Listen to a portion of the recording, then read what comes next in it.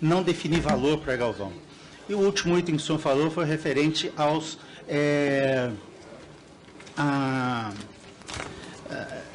não é aditivo, não. Você falou um outro tema ainda, que me fugiu aqui, que eu não anotei. Desculpe aí. Se você da margem? Não, não da margem.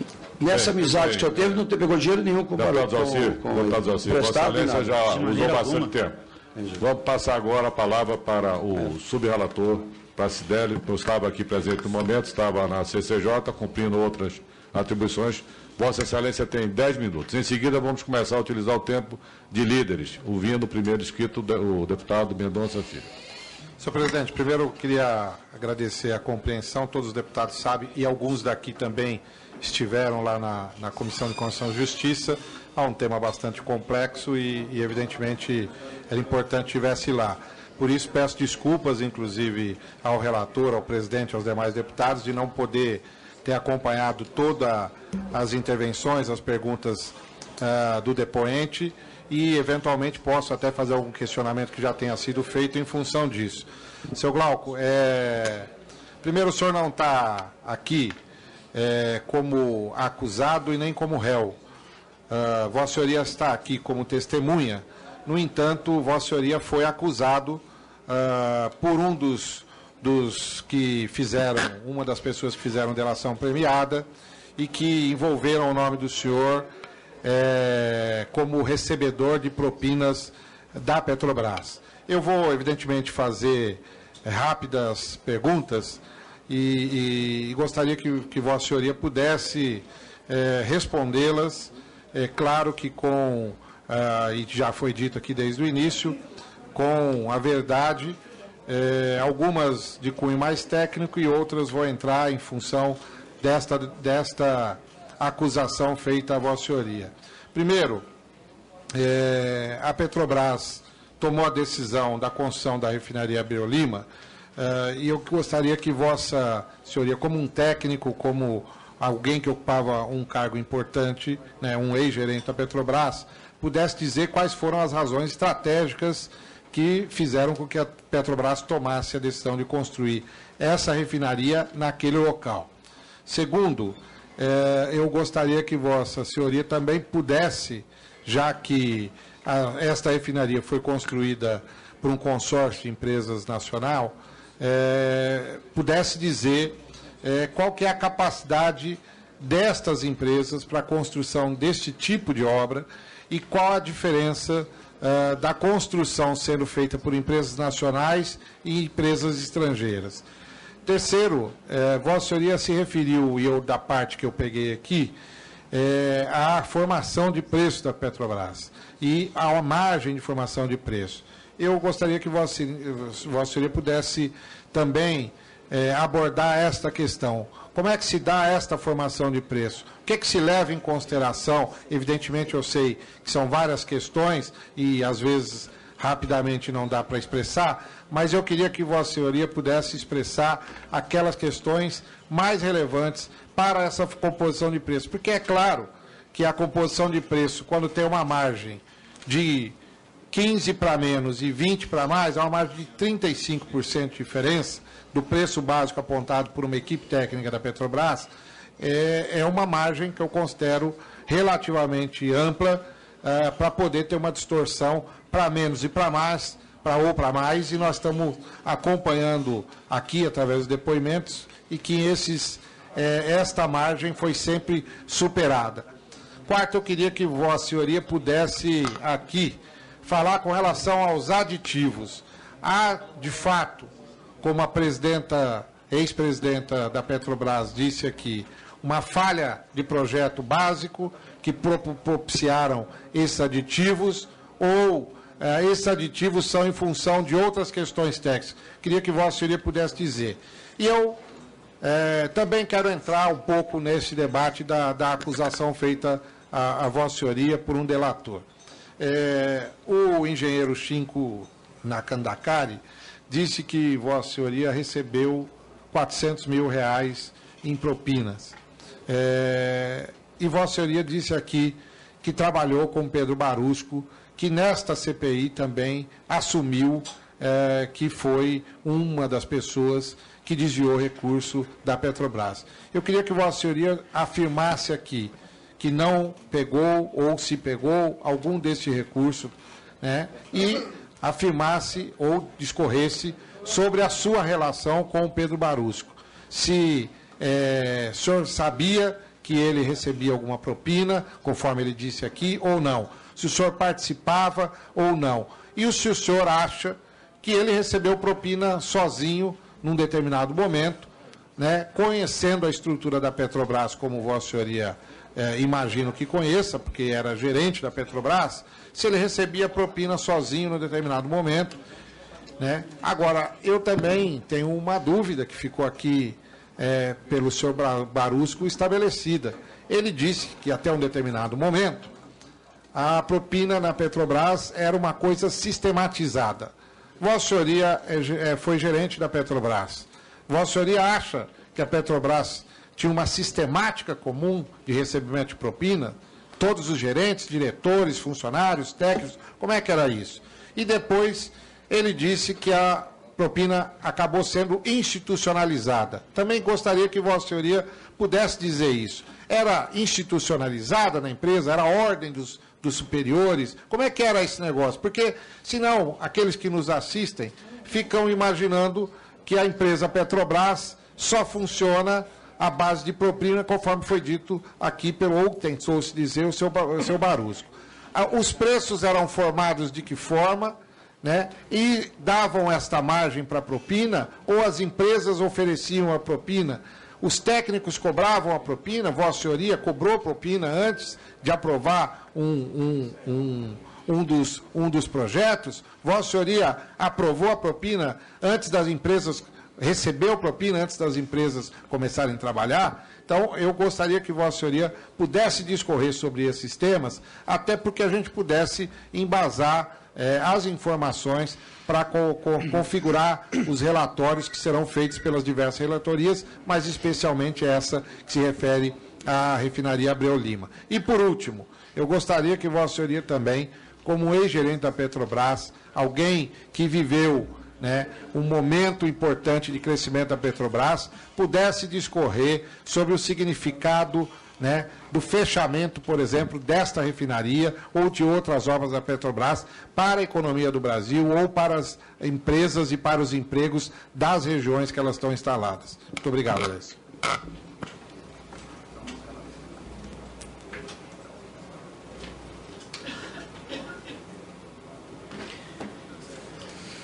Ok. Bem, então vou pela ordem aqui dos questionamentos. Sobre a nova refinaria e o local da refinaria, isso fez parte de um estudo anterior da Petrobras, que começou bem antes lá de 2005, em que culminou na estratégia de construir essa refinaria. Sempre foi visto a necessidade de colocar mais uma unidade de refino em função do crescimento da demanda interna. Então, hoje, na região, principalmente a região Nordeste, haveria a necessidade de aumentar, porque era deficiente, principalmente no produto diesel.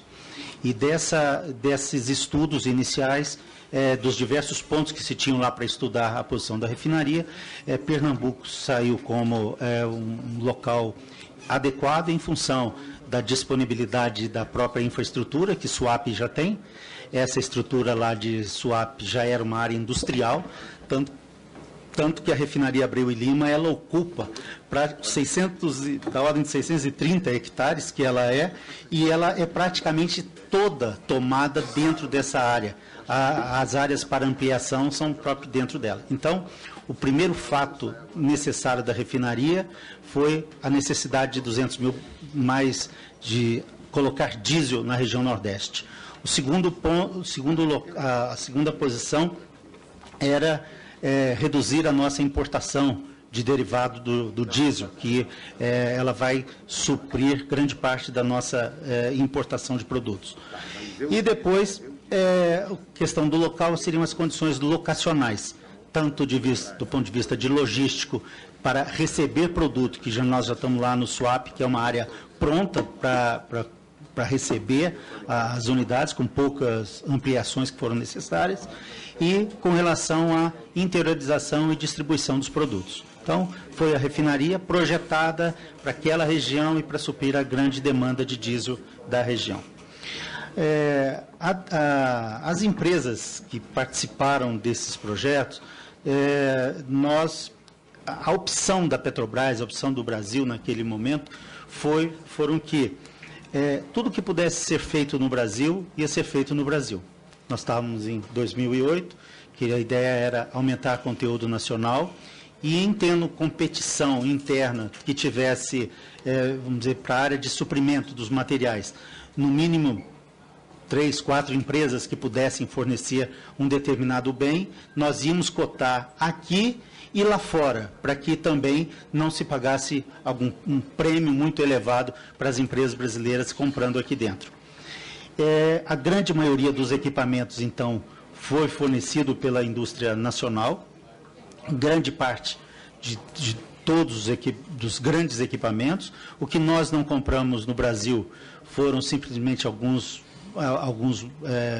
equipamentos ou de grande porte, ou que a indústria nossa não tinha uma competitividade muito grande para isso. Então, nós tivemos alguns reatores que foram comprados das unidades de coque, foram comprados fora, algumas válvulas especiais que são de domínio de tecnologia de empresas especiais para elas. Tá bom. E com isso nós tivemos uma grande participação do mercado nacional como fornecedor. Então, grande parte de todo o fornecimento foi isso. Com relação às empresas construtoras, trabalharam na Reneste as empresas efetivamente que tinham capacidade executiva, não só do ponto de vista técnico, quanto do ponto de vista financeiro para colocar. Eu falei que a Petrobras paga com 30 dias. Então, uma empresa mede 50 milhões de serviço em um mês, daqueles grandes contratos. Então, tem que ter uma empresa que tenha capacidade financeira de ter capital de giro suficiente para manter aqueles 10 mil empregados, 15 mil empregados que tiveram cada uma dessas grandes empresas. Então, trazer empresas estrangeiras poderia ter, mas certamente ela ia ter que estar associada com alguma empresa brasileira para isso. Houve também uma grande formação da mão de obra que trabalhou dentro dessas questões, dentro desses projetos. Tivemos, com relação à formação de preço, o senhor presidente pediu que eu falasse um pouquinho mais rápido. Com relação à formação de preço, como é que se faz? A formação de preço na Petrobras, ela é feita através de um órgão especializado de custo, da nossa estimativa. E ele é baseado, quais são as entradas desses estudos? A entrada desse estudo primeiro, um histograma dos possíveis. Então, nós, Petrobras, fazemos lá o que vai ser função de experiências passadas, como vai ser a construção dessa refinaria, quantas pessoas vão estar envolvidas, quantos soldadores, quantos mestres, quais o tamanho dos equipamentos que serão necessários para a construção. E com esse desenho dessa construção, vai para esse órgão específico, que é o órgão de estimativa de custos. Lá, ele com base como que deveria ser construída a refinaria. E mais, aí ele vai fazer uma distribuição de todos aqueles custos através das ferramentas internas da Petrobras. E a conclusão da Petrobras é que foi o seguinte: quando ela faz estimativa de custo, com esse grau de projeto que nós colocamos lá, os organismos internacionais, e isso foi pela experiência da Petrobras, a margem de erro naquele valor é menos 15 ou mais 20. Então, significa que qualquer preço dentro desse universo, menos 15 mais 20, daquele valor referencial que ele fez, que não é o valor da estimativa, qualquer preço entre menos 15 e mais 20 é o preço justo a ser pago por qualquer um de nós que tivesse mandado alguém para lá. Não estou pagando nem caro, nem barato se eu contratar na faixa inferior ou na faixa superior. Então, é isso que esse grupo de estimativa faz. Essa formação de preço, então esse grupo especializado que faz. Nós que trabalhamos na gerência de empreendimento, nas outras áreas, nós não temos o conhecimento desses valores. Como ele faz, como é que ele fez e tal. E se nós mandarmos para esse grupo também uma quantidade muito grande no histograma, a mais, ou muito exagerada, ou de pessoas, ou inferior ao número de pessoas, ele também tem as relações que ele tinha dos outros projetos. Então, ele comunica, o empreendimento, você está estimando muito pouca gente aqui. Então, isso é feito. Então, esse valor é o valor do empreendimento. Então, eu falei aqui várias vezes que, do ponto de vista interno da Petrobras, não tem valor a ser colocado a mais para aceitar ou não aceitar a proposta. A presidente falou de aditivos e falha de projeto básico. Anteriormente, eu fiz um retrato dos aditivos, e os aditivos têm uma determinada cláusula que ela vai implicar em aumento de custos, que são quantidades determinadas. Então, eu acho que isso é a cultura, e o próprio IPA, que é um instituto que faz a análise dos preços dos projetos do mundo todo, quando se estima um projeto de FEL 2 para FEL 3, você põe lá um valor do projeto e um valor de contingência para o projeto. Quando você está numa determinada fase, essa contingência é muito alta. Quando você vai passando de fases, essa contingência, o valor até sobe, porque sempre os valores sobem, não só no Brasil, como fora do Brasil, entre uma fase de FEL 2 para fase 2, para projeto básico e para a fase da entrada para compra efetiva do serviço. O que diminui são as contingências, mas os valores estão subindo. Os projetos da Petrobras, até esses que foram estimados, eles tinham uma obrigação, para cumprir uma decisão do TCU, nas nossas estimativas, que a contingência podia ser no máximo 2%. Então, imagina um projeto do porte de uma dessas unidades de coque que eu comentei aqui, muito grande, uma contingência de 2%. Então, isso nós levamos o IPA, tivemos uma reunião grande com o TCU, que fez um excelente trabalho sobre esse tipo, e nós evoluímos muito nesse trabalho. E uma das conclusões foi que essa menos 15 mais 20, desde que você adapta a estimativa anterior nas outras fases, pode ser válida. Ou a última discussão, que ainda não está fechado, mas é que essa variação seja calculada em vez de ser arbitrada. E esse vai ser o caminho da Petrobras. Alguns poderão dar mais de 20%, outros poderão dar menos. Então, com relação a esses aditivos e tudo mais, eu sou da área executiva lá. Entendo que isso pode ser interpretado não como um erro de projeto, mas a presidente da Petrobras, que tem uma outra visão, pode interpretar que uma variação de custo, ela arbitra como erro de projeto, porque ficou diferente do que se imaginava antes. Muito embora os contratos tenham regras para pagar custos a maior, no caso dos aditivos. Então, esse é o ponto. No outro ponto, a acusação de R$400 mil, o senhor Chinco foi muito meu amigo durante grande parte do tempo. Eu jamais imaginava que eu pudesse ter isso, não recebi dinheiro do Dr. Chinco e espero em algum momento que isso vai ser esclarecido em algum momento. Né? Ele vai ter que, não é a cariação, ele vai ter que provar que me deu dinheiro. Se eu não recebi, diz que deu, não recebi. Prova, deu dinheiro. Não tem recurso, não recebi nem desse, nem de qualquer outro contrato. A relação com o doutor Pedro Barusco era de chefe para subordinado. Ele era o gerente executivo e nós tínhamos que prestar coisa. Jamais participei ou participava de qualquer negociata, qualquer acerto, antes, durante e depois. Nunca tive conhecimento dessa história de sistemática para receber propina, não conhecia. Desconhecia, nunca ouvi falar isso na Petrobras. Não recebi, não distribuí, não vi e não sei desse valor. Não tem essa história de propina sistematizada, não ouvi dessas delações que foram feitas. Não cobrei e nem recebi antes de assinar nem contrato nem aditivos. Pode trazer qualquer dirigente de empresa, qualquer coisa aqui e perguntar se tem alguma coisa. Não existe. E, por final, o significado dessa refinaria para o Brasil, eu acho que ela muda o patamar do Nordeste em termos do ponto de vista de produção de derivados para a região e vai gerar, através da vida dessa refinaria, uma quantidade de empresas já no setor de apoio à operação muito grande e certamente vai ampliar. Quem viu SUAP antes de 2008 e vê SUAP agora é outra região em termos de desenvolvimento, ninguém pode negar isso. Ok, muito bem. Vamos então ouvir... uma questão de ordem apenas. Questão de ordem, deputado Macris.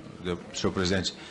Eu não vi nessa comissão uma mentira mais gritante do que essa. Ou do senhor Glauco ou do senhor Chinco Nakandakari. Não vejo como a CPI deixar de fazer uma cariação. Eu queria sugerir a Vossa Excelência que tomasse essa iniciativa. Qual é o fundamento da questão de ordem? Muito bem, não se trata de uma questão de ordem, naturalmente. Passo a palavra para o deputado Mendonça Filho, que vai falar pela liderança do DEM pelo tempo de 5 minutos. Senhor presidente, senhores deputados e deputadas presentes, senhor Glauco Legatti.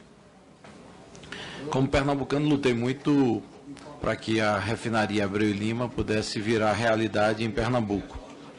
Evidentemente que essa nossa luta em defesa da implantação da refinaria de petróleo empreendida pela Petrobras, ela não poderia acontecer tendo como enredo um processo que é contaminado de denúncias de corrupção, superfaturamento, sobrepreço e inúmeras outras irregularidades.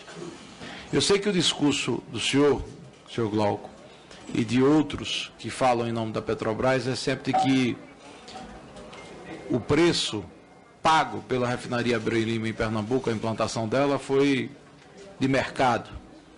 Mas qualquer cidadão sensato que acompanha empreendimentos privados ou públicos sabe que uma planta de refino de petróleo não pode sair da casa dos 2,4 bilhão de dólares para 18 bilhões de dólares, ou mais de 18 bilhões de dólares, e isso ser simplesmente dito como uma coisa normal, que foi o projeto básico que foi alterado ao longo do processo de implantação da planta de refino de petróleo. A gente está falando aí em 8 vezes mais, talvez 9 vezes mais do projeto original. E isso se deu por 2 motivos básicos: má gestão, incompetência envolvida na implantação da planta de refino de petróleo e corrupção. Não tem outra justificativa que possa fazer com que a planta de petróleo se multiplique por 8, 9 vezes o preço original. O senhor disse que a planta de petróleo projetada inicialmente, com parceria com a Venezuela, ela tinha como lógica o processamento de um óleo venezuelano com grande conteúdo de enxofre. Segundo o meu entendimento, que não é técnico, mais enxofre, um óleo mais pesado. Necessariamente sim ou não? Não necessariamente. Mas mais complexo o processo de refino. Mais contaminante. Mais contaminante e mais caro. As informações que se tem é que o processo da planta de refino de petróleo em Pernambuco, ela obedeceu toda a lógica do petróleo venezuelano. Todo o projeto foi concebido para receber petróleo venezuelano, cujo custo de processamento e de refino é mais caro do que o custo de processamento do petróleo vindo de Marlim. Confere? Petróleo venezuelano mais caro do que o petróleo brasileiro. Não confere. Não confere, na sua visão.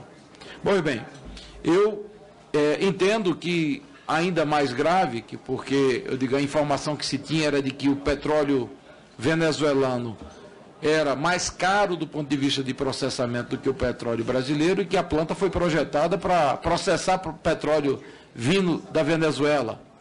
E que a mudança com a saída da PDVSA ensejou a manutenção do projeto original com custos elevados, sem que nós fôssemos processar petróleo venezuelano, que é um absurdo e mostra mais um erro.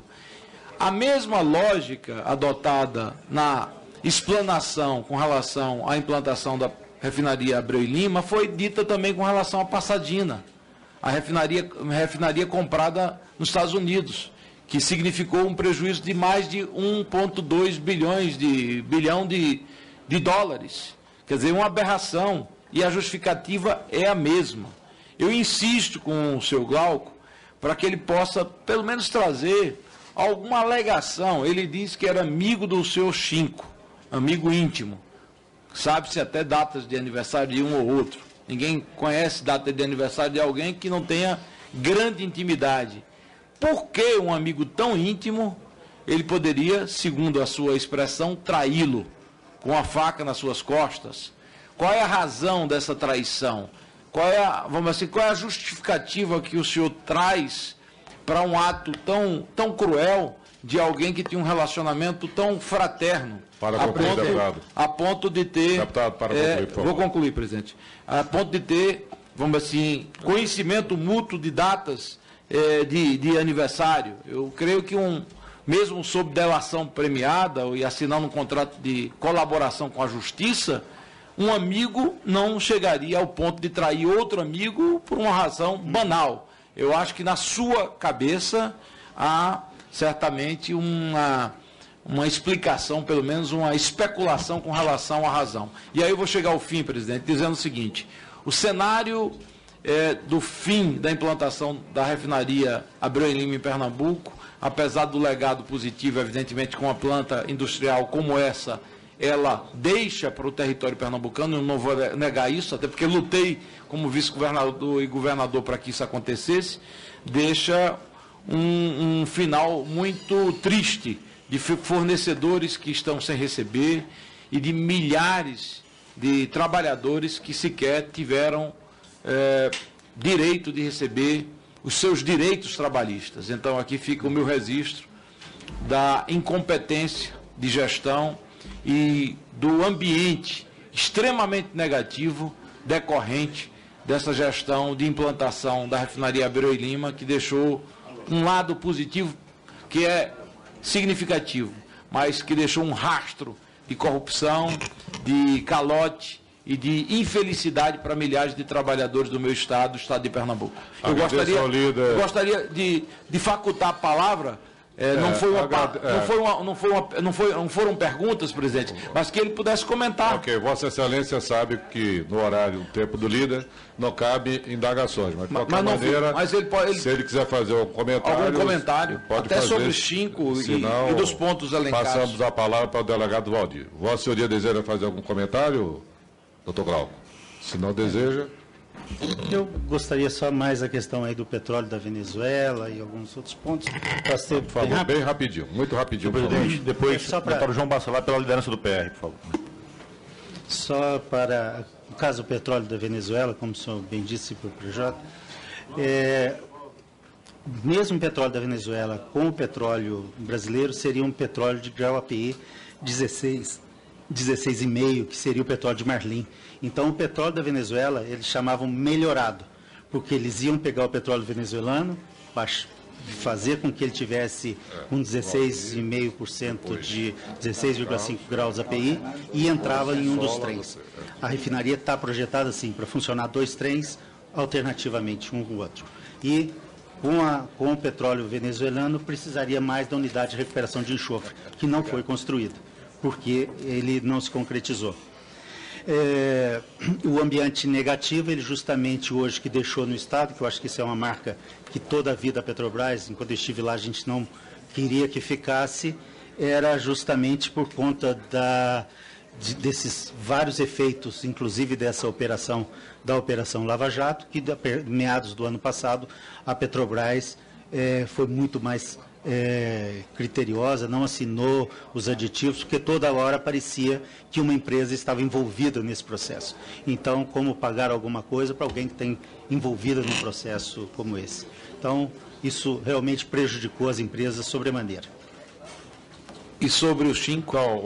Sobre o Chinco, o que eu já expressei anteriormente, não vejo a razão. A única especulação que eu faço, ele devia ficar com dinheiro e tinha que justificar para a empresa e falava que estava para o Glauco, que era quem ele tinha relacionamentos dentro da Petrobras. Dando sequência com a palavra o delegado Valdir, como membro inscrito para debates, em seguida alternando com a liderança do deputado João Carlos Bacelar.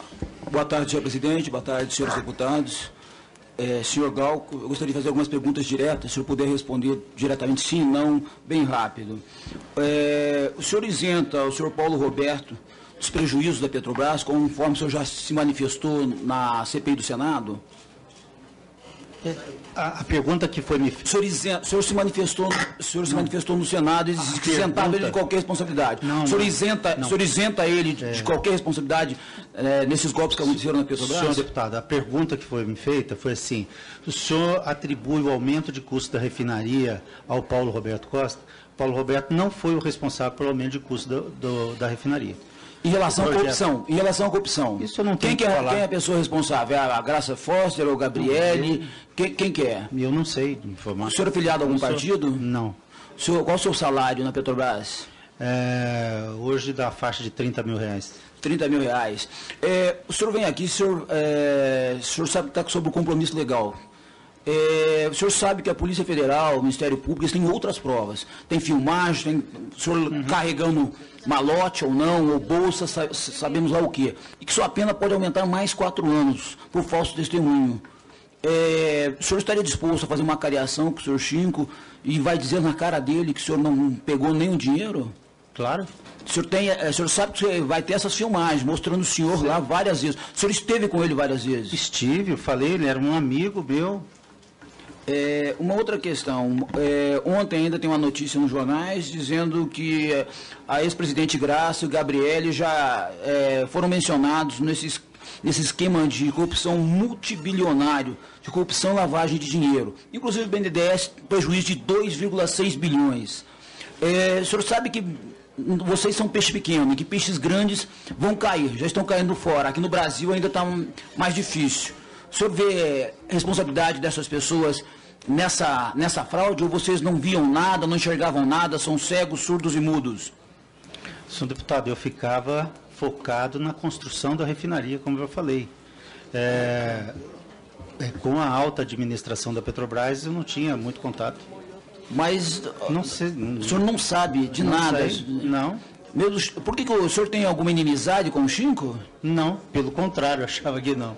Ele detesta o senhor, ele não gosta do senhor? Por que ele trouxe o senhor para... O senhor é uma pessoa honesta, verdadeira, seus filhos devem estar te vendo nesse momento, sua esposa, e o senhor vai ser trazido de volta aqui num outro momento com mais provas, que nós devemos estar recebendo também. E o senhor vai passar por mentiroso e vai aumentar a sua pena. O senhor tem consciência disso? Eu já falei para o senhor anteriormente. Não entendi a pergunta, senhor. O senhor não entendeu a pergunta. O senhor vai ser trazido aqui num outro momento, com mais provas. O senhor vai continuar insistindo nessa tese que o senhor não recebeu nenhum centavo. Nesse eu tinha estado várias reuniões com o Chinco, esteve na casa dele, esteve em hotéis com ele.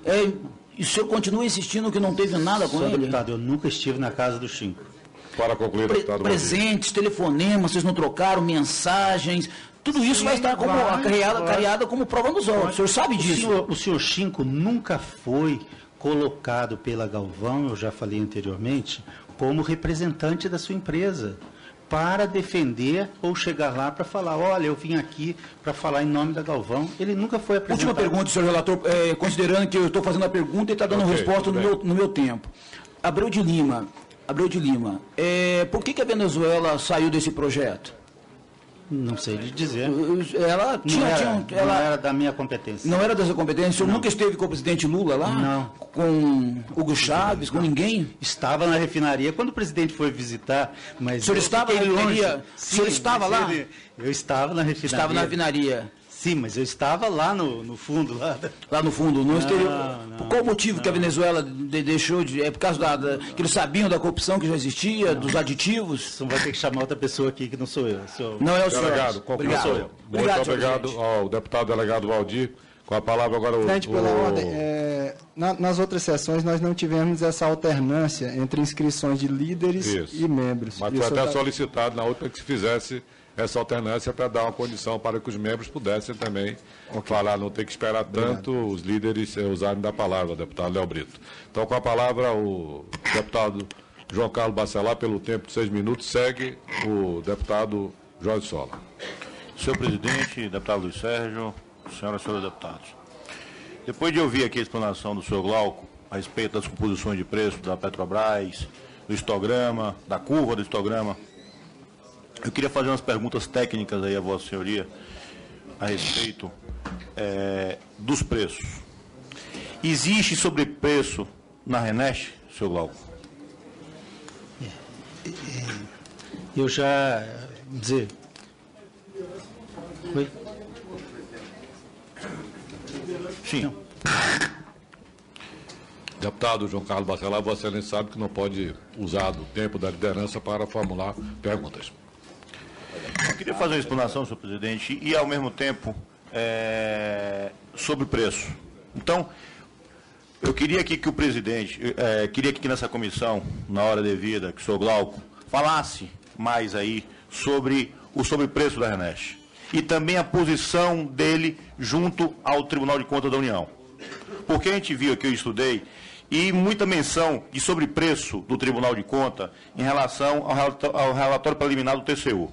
Então eu queria aqui que, no tempo devido, o senhor Glauco falasse sobre isso, sobre o TCU, falasse sobre essa composição de preço e ainda, sabendo que o TCU reviu o entendimento preliminar, que ele desse a posição dele em relação a isso. Qual seria a posição do senhor Glauco em relação ao TCU por ter revisto o entendimento preliminar? Essas são as minhas posições como líder, senhor presidente. Agradeço ao deputado João Carlos Bacelar. Passo a palavra agora para o deputado Jorge Sola. Em seguida, pela liderança do PT, o deputado Léo Brito.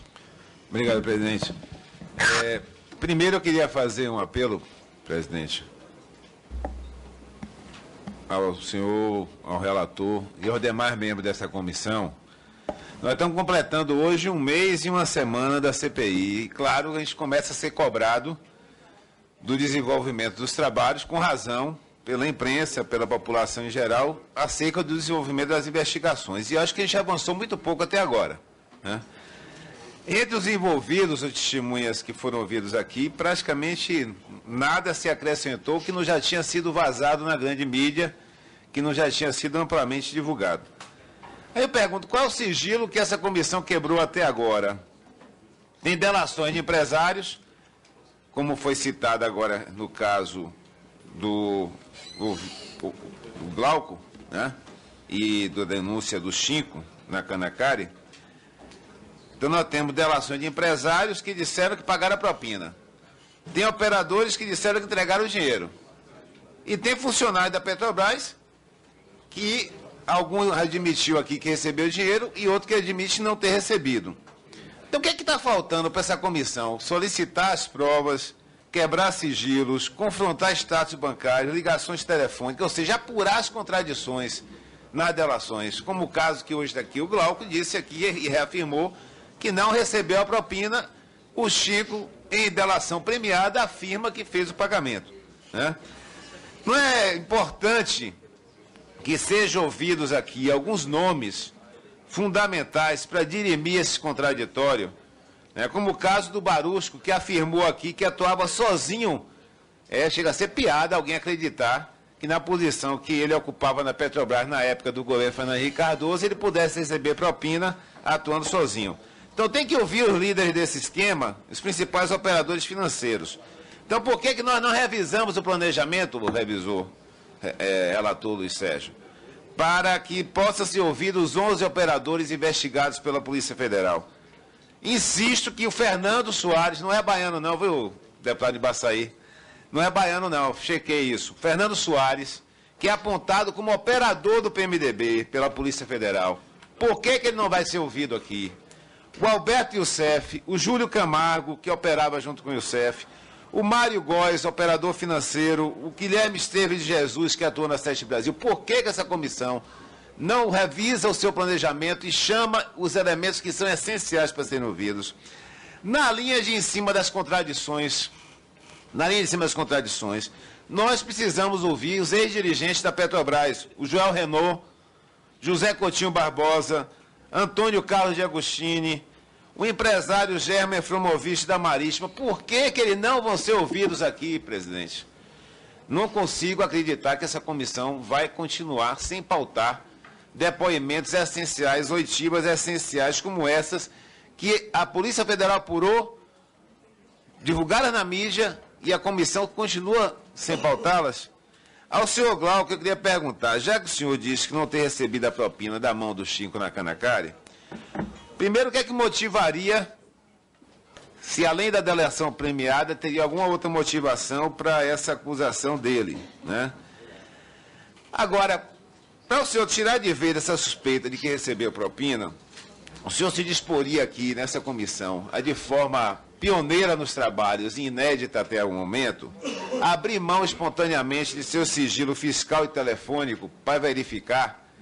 É até um bom exemplo, né? Já que a CPI até agora não abriu sigilo fiscal nem telefone de ninguém, se o senhor abrisse, seria uma grande contribuição. O senhor daria um exemplo, não só da sua inocência, como também um exemplo para essa comissão. Obrigado. Ok, deputado. Agradeço ao deputado Jorge Sola. Passo a palavra para o depoente. Eu acho que essa é uma opção de vocês têm aí para poder quebrar meu sigilo. Tem problema de que se fizesse isso. É uma orientação de vocês.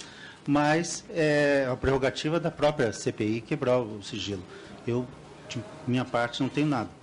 A pessoa que me orienta entende que isso é uma questão que uma prerrogativa, né, que a gente tem, que não preciso fazer isso. A competência é de vocês para fazer.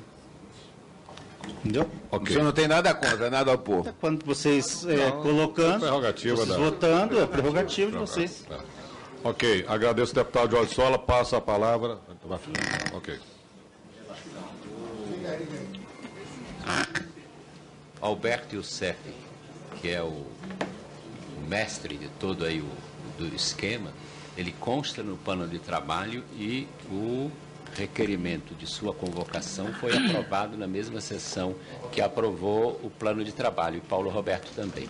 Está agendado? Como também... Está agendado? Agendado não, mas está aprovado. Como também acrescento que o Paulo Roberto Costa também já foi aprovado o requerimento de convocação, como também 2 quebras de sigilo fiscal, telefônico e bancário do ex-diretor Renato Duque e do Pedro Baruch, que também já foram aprovados. Evidentemente que na próxima sessão deliberativa, novos requerimentos deverão ser apreciados. E a transferência CPI do Senado também que quebra já veio para cá. Já está aqui também. Como também as informações todas da 13ª Vara do Paraná já estão à minha disposição. Bom, com a palavra o líder Léo Brito. Senhor presidente, eu gostaria que fosse acrescentado ao tempo da liderança também os meus 3 minutos que me inscrevi como membro. Vossa Excelência terá 13 minutos. Inclusive para ter a oportunidade de 13 minutos. Ok, um bom número. Senhor presidente, nobres deputados, senhores da imprensa, gostaria de saudar a todos e fazer, inicialmente, antes das perguntas, fazer essa fala aqui em nome da liderança do Partido dos Trabalhadores, avaliando um pouco esse momento do depoimento aqui do senhor Glauco Legatti, à luz, inclusive, de outros depoimentos que foram feitos. Eu acho que essa comissão está cumprindo um papel importante, sobretudo no que diz respeito a pegar as informações que vieram das delações premiadas, que são de domínio público, aí, todos nós membros aqui e a imprensa tem domínio dessas delações, e fazer as confrontações principalmente com aqueles que estavam à frente da direção da Petrobras nesse momento em que ocorreram as denúncias. E aí é fundamental que se faça isso, né? Nós estamos vendo agora o depoimento do seu Glauco, em que ele, de maneira corajosa, porque está, inclusive, sob juramento, nega peremptoriamente o recebimento de uma propina de R$400 mil do Xinco. E aí, eu queria só passar nós tivemos aqui 5 diretores da Petrobras que vieram, um deles se utilizou do seu direito ao silêncio, que foi o seu Renato Duque, e os 5 fizeram afirmações muito parecidas, que eu gostaria de fazer aqui um historiamento. Primeiro, de que não havia como identificar corrupção, cartel na Petrobras. Isso foi falado por todos, inclusive pelo senhor Barusco, que reconheceu que recebeu propina. Segundo, que não houve sobrepreço, superfaturamento nas licitações e contratos da Petrobras. Terceiro, que a corrupção ela se deu de forma isolada e mais para o lado de fora, de alguns diretores para o lado de fora da companhia. E quarto, nós tivemos aqui com essas declarações que foram importantes, reconheço, para o desenvolvimento da nossa investigação, explicações detalhadas sobre os diversos procedimentos e a governança da companhia. E aí, quando eu tenho falado reiteradas vezes, a importância da gente relativizar um pouco aquilo que está nas delações e no próprio processo. Levando em consideração, inclusive, que, um exemplo, a delação do senhor Pedro Barusco, ele afirma que de 2003 a 2013 deu propina para o tesoureiro do PT, o senhor Vacari. Ocorre que o Vacari é tesoureiro do PT desde 2010. Portanto, essa afirmação é uma afirmação mentirosa. Hoje o senhor nega o conteúdo de uma delação. E a gente sabe que vários partidos estão comprometidos nessas delações. PSDB, outros partidos, PMDB, PP, vários partidos estão dentro dessas delações. Eu tenho colocado, e quero colocar aqui de maneira muito clara, a importância da gente relativizar isso, inclusive porque podem acontecer pré-julgamentos, e a gente não quer fazer pré-julgamento de ninguém, de absolutamente ninguém nesse momento. Nós temos aqui os delatores que são réus confessos, mas a gente não pode, nesse momento, fazer pré-julgamentos. Até porque nós não temos infalibilidade, até mesmo de instituições republicanas que a gente tem nessas instituições uma confiança muito grande, como é o caso da Polícia Federal, como é o caso do Ministério Público Federal. Agora, no último dia 20, um juiz federal do estado do Acre retirou o indiciamento de uma operação da Polícia Federal, chamada G7, que mandou prender, inclusive, secretários de Estado, uma operação de mais de 150 policiais, que, inclusive, esperaram por um dia para que a Rede Globo chegasse lá para fazer a operação, e até hoje, foram 2 anos de escutas que foram feitos, até hoje não foi oferecido sequer a denúncia. Então, eu estou colocando isso aqui porque essa comissão ela tem poderes judiciais. Ela tem que fazer essa investigação. É claro que obtendo todas as questões e todas as provas que vêm de outros lugares, mas ela precisa ter cuidado, inclusive com as delações.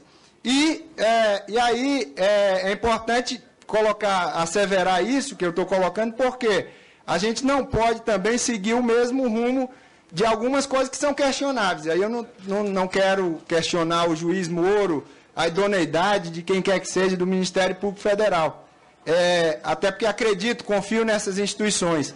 Mas a gente não pode, por exemplo, ter aqui na investigação seletividade, como foi no caso do depoimento do senhor Pedro Barusco, que quando afirmou que tinha corrupção desde a década de 90, ninguém teve sequer vontade de investigar. A gente não pode ter seletividade, por exemplo, como a gente vê hoje na imprensa, de que as contribuições partidárias e eleitorais que estão sendo investigadas hoje do Partido dos Trabalhadores, que foram devidamente legalizadas, aprovadas pelos tribunais eleitorais, são consideradas propinas, quando praticamente todos os partidos que hoje fazem parte do Congresso Nacional receberam, inclusive, de maneira bem equilibrada, essas contribuições. Então, a gente não pode ter esse tipo de seletividade, como, por exemplo, em algumas ações espetaculosas, como foi a coerção, a condução coercitiva do senhor Vacari, às vésperas do aniversário do Partido dos Trabalhadores. Então, a gente não pode deixar aso, não pode deixar margem para qualquer tipo de questionamento em relação à nossa condução aqui. E aí eu vou para as perguntas, e eu tenho tido uma linha, senhor presidente, aqui, uma linha de questionamento a respeito dos prejuízos efetivos que ocorreram com a Petrobras e também dos processos licitatórios. Eu disse aqui na última reunião e quero repetir aqui um estranhamento. Inclusive foi um estranhamento que eu tiro dessa lição que foi essa Operação G7. Uma operação que dizia que era sob cartel e que envolvia funcionários públicos e pessoas do Estado, supostamente, que agora está comprovado que não, mas que não tinha sequer o indiciamento, a denúncia ou o julgamento de uma pessoa sequer que fizesse parte de comissões de licitação. E o que é que nós estamos vendo exatamente nessa operação que nós estamos, nesse momento, fazendo a investigação? É que até agora também isso não se apresenta. Essas pessoas que estão nas comissões de licitação, até hoje eu não vi ninguém indiciado, ninguém denunciado e ninguém julgado. É muito estranho, porque em qualquer prefeitura, em qualquer órgão público que tenha situações em que empresas estão envolvidas e servidores públicos e agentes públicos, vai ter alguém de procedimento licitatório ligado a isso. E aí, presidente, eu finalizo fazendo as minhas perguntas, vou fazê-las em bloco para que o nosso depoente possa respondê-las. Primeira, o senhor foi diretor de implantação de empreendimentos em 1996, é correto isso? De implantação de gerente na Petrobras. O senhor, nessa época, já ouviu falar em escândalo, em algum tipo de escândalo de corrupção na Petrobras? Eu vou fazer em bloco e o senhor responde, tá? 2, o senhor já foi convocado pelo juiz Moro, depois das delações, e o senhor se coloca à disposição do juiz? Outra questão aqui que a sociedade quer saber. Em sede da delação premiada, o senhor Chinco afirmou que não conhece nenhum agente político, nem sabe de depósitos efetuados para algum destes. O senhor, no exercício das suas funções, tinha alguma relação com algum político ou dirigente partidário? Outra pergunta, senhor presidente. A presidenta Graça Foster afirmou nesta CPI que desconhecia a existência de qualquer cartel entre empresas. Como gerente-geral do RENEST, o senhor acredita que existiam acordos previamente combinados entre as empresas para a execução dos contratos da RENEST? Quinta pergunta. Na sua opinião, o senhor acredita que o modelo de licitação estabelecido pela Petrobras facilitou ou poderia facilitar atos de corrupção? E, por fim, senhor presidente, a mesma pergunta que fiz à presidenta Graça Foster. Os delatores afirmam que receberam propina. O senhor acredita que saiu de superfaturamento ou dos lucros das empresas? Essa é uma pergunta. Pelo que o senhor conhece das propinas pela imprensa, né? Esses valores seriam excessivamente onerosos às empresas, de acordo com os lucros delas, se foi dos lucros ou se não foi dos prejuízos acarretados à Petrobras? Seriam essas as minhas perguntas, senhor presidente. Muito obrigado. Agradeço, deputado Léo Brito, com a palavra o depoente.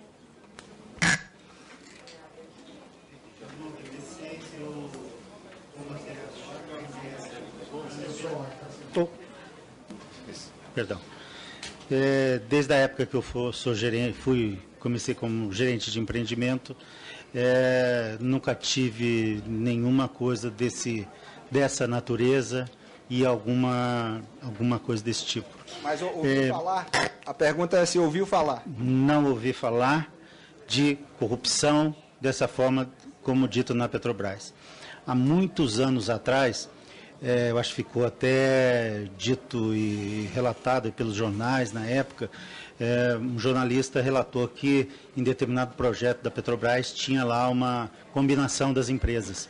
Isso deve ter sido 96, 97, onde a Petrobras imediatamente cancelou todo o projeto do que estava fazendo assim que tomou conhecimento disso daí.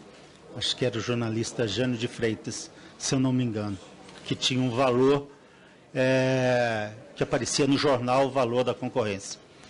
Isso há muitos anos atrás, no começo da minha carreira gerencial. Eu ainda não fui convocado pelo juiz Moro, mas eu mandei uma petição através do advogado, me colocando à disposição. Quando essa petição foi enviada? Eu acho que 10 de março, depois que o senhor Chinco esteve fazendo o depoimento lá no Paraná. Paraná. Boa sugestão ao juiz Moro que possa ouvi-lo. O senhor está se colocando à disposição. Tá. Bem, eu não conheço, nem tenho tratamento nenhum com políticos, não sou afiliado a nenhum partido político e não tenho nenhum relacionamento com ninguém da área política. Eu desconhecia qualquer ação de cartel e pelos mecanismos internos do próprio Petrobras, dos nossos processos, não era factível, não era possível de identificar a criação do cartel lá no sistema Petrobras. Nem eu, nem meus colegas, nem as auditorias internas identificaram qualquer coisa referente ao cartel. Quanto ao modelo de licitação, eu não acho que ele nem favorece nem desfavorece qualquer questão de cartel. O modelo ele veio para dar mais competitividade no setor e dar agilidade aos processos, tendo em vista que você já teria uma pré-seleção de empresas que eram capazes de fazer aquele modelo de serviço. Então, o tipo de licitação não é o que vai favorecer o cartel ou não, na minha visão. Os delatores que passaram para cá receberam propinas, todos nós empregados da Petrobras ficamos assim, vou dizer, surpresos com os montantes que foram revelados das pessoas que receberam e dos valores que estão sendo publicados na imprensa todo. A pergunta que eu fiz é se eles vêm do prejuízo ou dos lucros da empresa? Eu não sei, eu não sei como informar ao senhor. Não teria como informar. Eu sei dizer que do valor das medições dos contratos, certamente não é, porque a medição está atrelado a um serviço executado. O resto, aí não sei. Satisfeito, senhor presidente. Muito obrigado.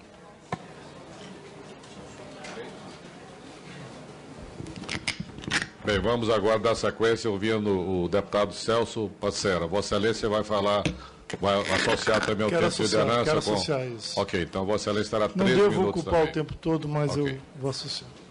Não, porque, presidente, o nosso moto está viajando, está com outras tarefas agora, o senhor está tocando os trabalhos e tem acompanhado a CPI desde o início, obviamente.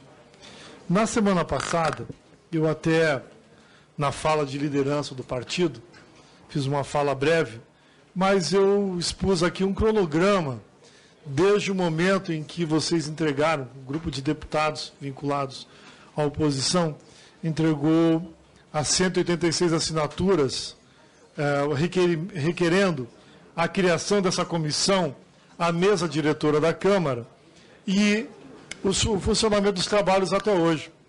Por mais que pareça muito tempo, essa comissão não tem um mês de funcionamento ainda. Ela completará um mês no dia 13 de abril, no próximo Sexta-feira Santa. E os trabalhos têm andado numa velocidade bem razoável.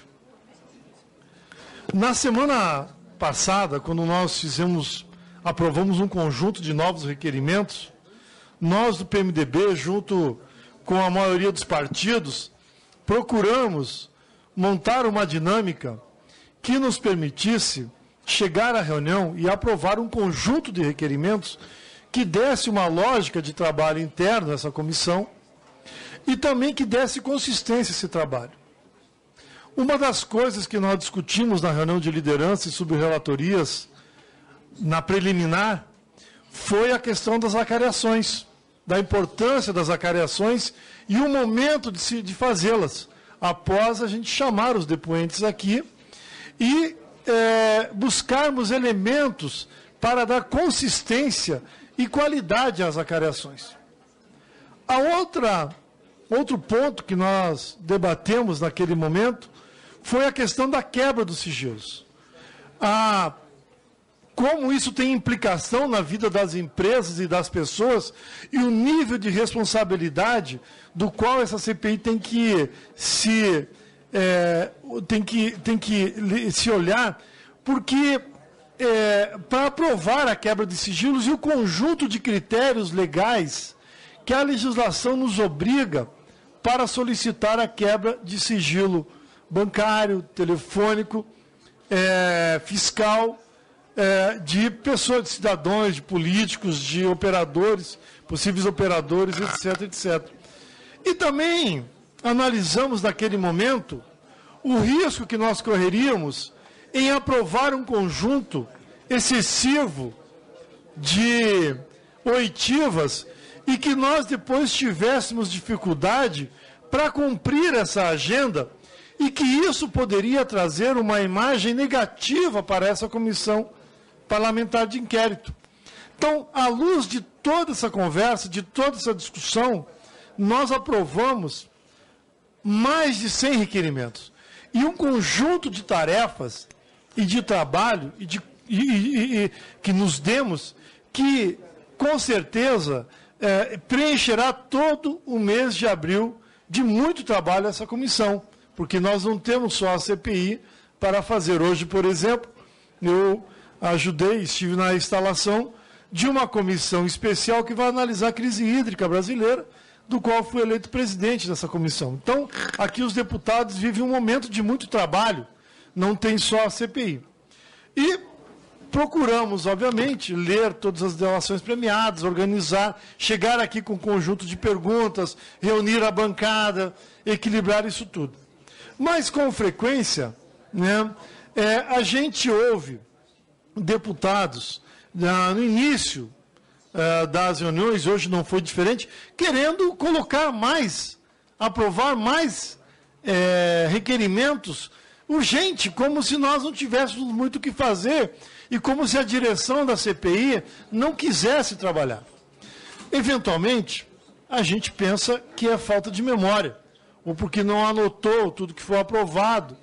Mas também, a sensação que deixa muitas vezes é que quer jogar para a plateia, que é criar fato, como se o sucesso dessa CPI dependesse apenas e unicamente de criar boas manchetes para ver nos jornais no dia seguinte.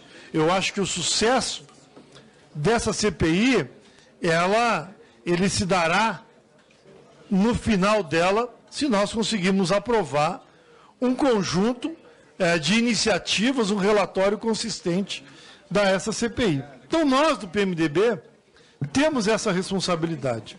Eu ouvi agora há pouco o deputado Jorge Sola.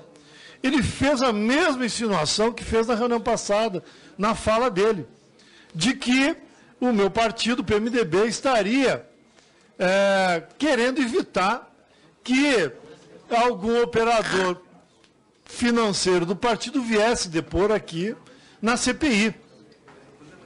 É a segunda vez que ele fala isso, como se fosse o PMDB quem tem citado na delação premiada tesoureiro ou agente financeiro pelos detratores do esquema da CPI da Petrobras, pelos delatores, por aqueles que estão fazendo a delação premiada.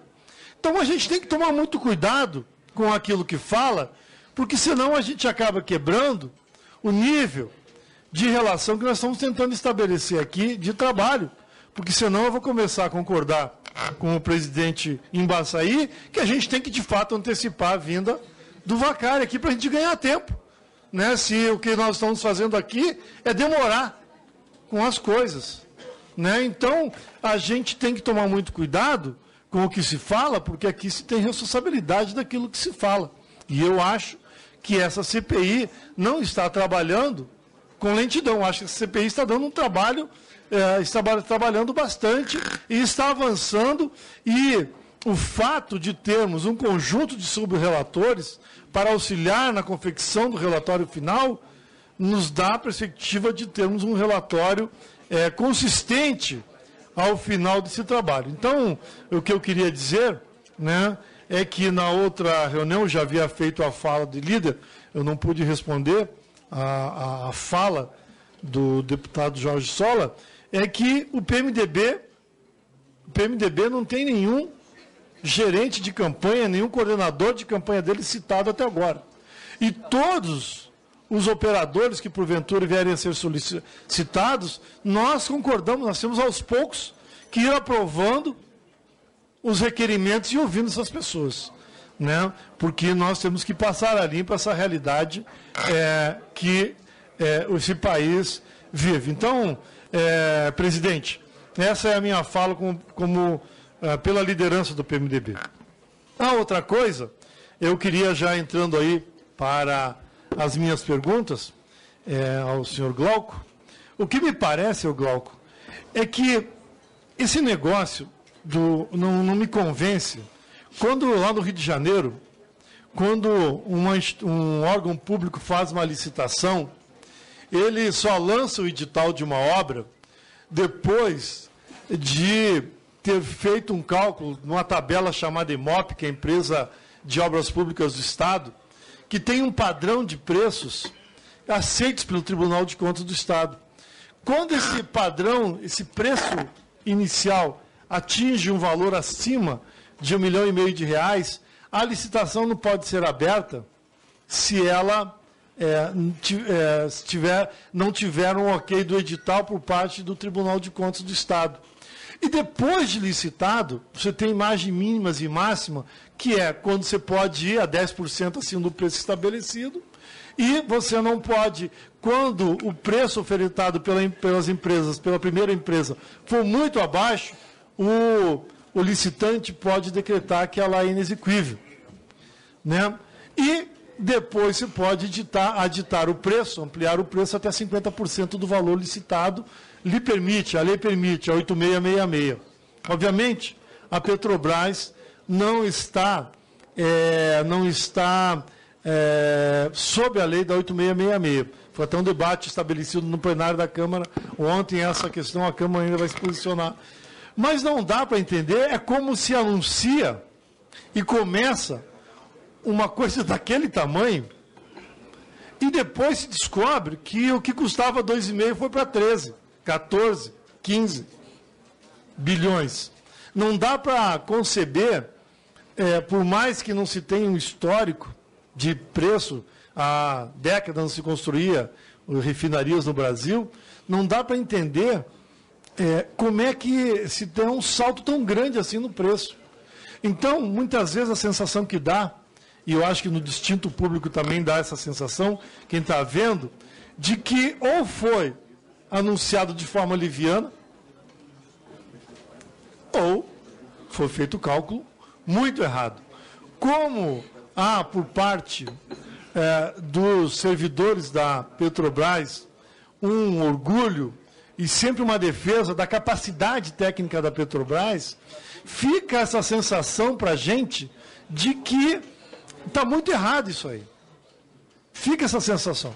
Por mais que a gente escute, que a gente veja, que a gente tenta entender, mas é muito difícil entender isso. É muito difícil.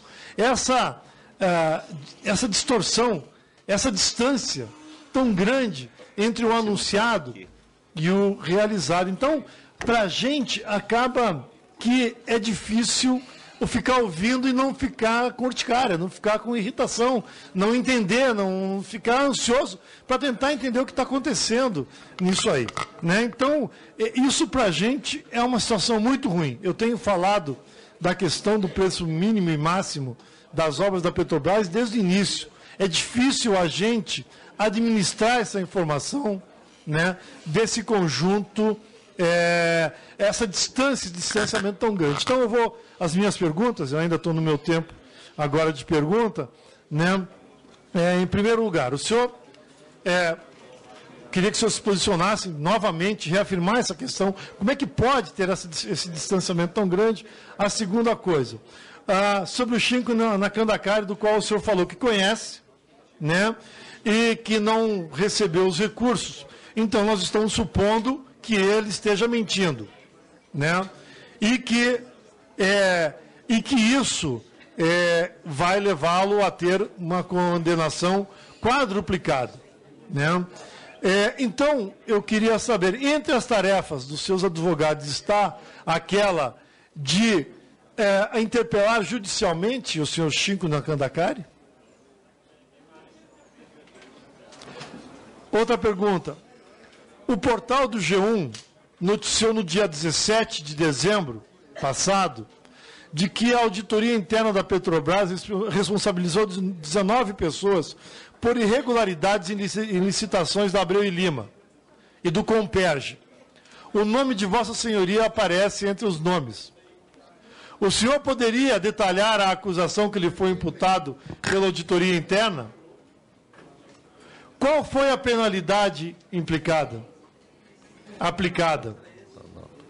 A outra informação, o senhor fala que o senhor voltou a ter as suas tarefas... Encerrou meu tempo? Está concluindo o tempo. É só mais uma pergunta, então. O senhor mantém contas bancárias em outros países? Botou 10. Ok, deputado. Muito obrigado. Com a palavra o depoente.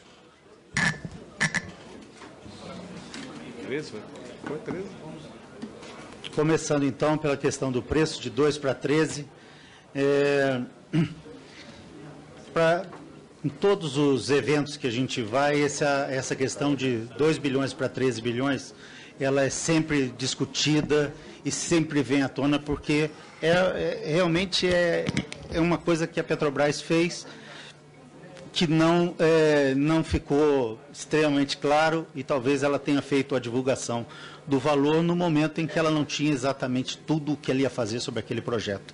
Os 2 bilhões foram feitos, como eu falei, naquela ideia de qual é o tipo de unidade que eu vou fazer. Vou fazer uma refinaria de 200 mil barris. O que é essa refinaria? 200 mil vezes 10 mil dólares por barril, que é uma refinaria. Aí, quando você vai fazer a refinaria, você vai ver que são 2 trens de refino, não é uma só. A refinaria Castro Bovista tem 100 metros de largura, e pela configuração da refinaria, vamos ter os projetos específicos da refinaria.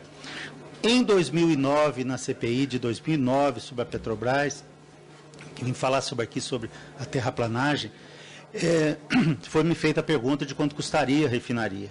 Na época, em 2009, quando eu vim aqui, os preço da refinaria, que são esses que eu falei ainda há pouco, apontavam para os 26 bilhões de reais. E aí eu fiz até a pergunta para a Petrobras. Petrobras, eu vou falar lá no Congresso. A refinaria não custa, na época eram 4 bilhões, que já estava na segunda etapa do projeto. Refinaria custa 12, mas ainda não tinha aprovação formal da refinaria. Naquele momento, porque nós estávamos ainda fechando a fase de FEL 3, faltavam os custos do extramuro, que a gente chama, ou seja, para fora da refinaria foram feitos vários investimentos, na área do pier, na área das estradas de acesso, os convênios que tiveram que ser feitos, e isso ainda estava em coisa. Aí, os números que a gente tinha para dentro do intramuros da refinaria estavam da ordem de 12 bilhões de dólares. E aí eu falei aqui, se eu não me engano, 11,5 ou 12. E o extramuro? Sim, mas aí foi incorporado o extramuro depois. Quanto é? É cerca, talvez seja da ordem de 1 bilhão hoje, aquele lá, porque o número final, senhor deputado, ficou no 13,3. O que é o 13,3? É o projeto, mais o que ia ser gasto nos convênios na região, do que tinha que fazer para toda a refinaria. Então, o 13,3 é aquele projeto desenhado conforme eu gostaria de ter a refinaria. 2 trens de refino, uma quantidade de tanques, e isso já foi feito depois. O número era até um pouco maior. Aí foi feita uma redução do número de tanques, uma série de otimizações para ficar em 13,3 bilhões. Então, essa é a história da refinaria. Não adianta dizer, nós vamos passar a vida toda falando do 2, como é que foi esse 13. Mas não existe. A refinaria que está lá construída não vale 2, ela vale os 13 que está lá feita. A questão de interpelar judicialmente o Chinco, nós avaliamos que qualquer coisa que eu fizesse agora vai levar tanto tempo para essa discussão, e a gente viu que qual é o resultado que eu teria. Não tem resultado. Eu tenho ainda alguns meses para decidir a interpelação judicial. A única coisa que nós fizemos foi fazer uma petição lá para o juiz para que eu fosse lá fazer um depoimento sobre esse assunto, já que eu tinha sido citado. A questão das irregularidades que foram apontadas para mim e na época que foram colocadas lá no G1, era o que poderia, o que foi colocado. A Petrobras fez eu falei aqui também internamente, vocês têm, o relatório está na internet, são dois temas que se falam, são todas questões de formalidade e nada que envolva dinheiro. Eu expliquei para a deputada ainda há pouco, onde são 3 assuntos. Um é negociação com a empresa depois da diretoria ter aprovado. A Petrobras, entre a aprovação na diretoria e a assinatura do contrato, ela viu a possibilidade de retirar um tubo gerador da unidade. Então, nós, entre a Petrobras, efetivamente decidir que ia tirar um tubo gerador, pré-negociamos o valor. Quanto é que vai ser o tubo gerador? Inicialmente, falou-se que a possibilidade de retirar 15 milhões. A Petrobras assinou o contrato e ficou já uma cláusula contratual que a Petrobras teria um prazo de 2 meses para decidir se ia colocar ou não. Então, ficou uma opção da Petrobras. Né? Então, quando a Petrobras decidiu qual era o projeto, o que ia fazer e não sei o quê, esse valor, ao invés de ser 15, virou 12. Na visão da comissão, se não me engano, foi 8, porque ele esqueceu de uma determinada rubrica lá.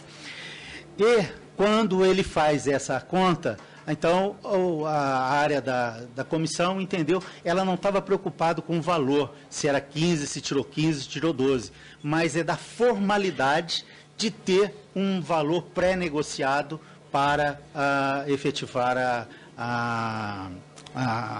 o contrato no futuro. E eu já reafirmei, não tem nada em bancos no exterior. Bem, vamos dar sequência aqui para os membros inscritos. Pela sequência, o deputado Carlos Marum, vem depois o deputado Carlos Andrade e, em seguida, pela liderança da minoria, o deputado Arthur Vigílio Neto. Não estou inscrito, não?